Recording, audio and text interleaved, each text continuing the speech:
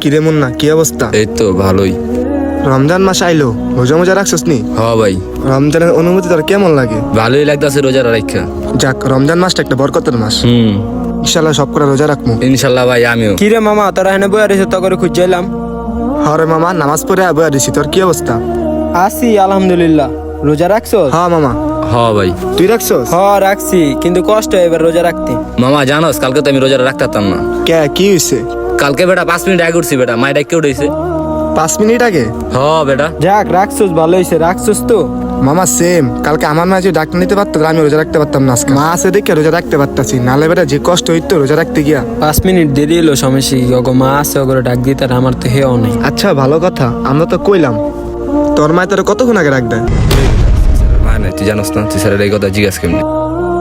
মায় নাই কারে, মা নামক কালামটা গেছে বছরই হারাই লাইছি।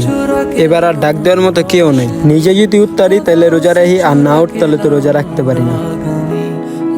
আচ্ছা তোরা থাক, আমি বাসায় যাই গা।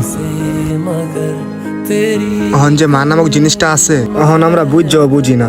আর যখন না থাকবো, তখন আমরা ওর মতন আছে না, আমরা এরকম বুঝবো। আরে মামা, তুই ঠিক কথাই কইছিস। আর মা নেই বেটা, হইন্য অনেক কষ্ট লাগতেছে। মায়ের মর্ম তখন বুঝবেন যখন মা নামক বটগাছটা হারায় ফেলবেন। এই যে দেখেন আমাকে, কি অভাগা, আমি মা নামক বটগাছটা হারাই ফেলছি।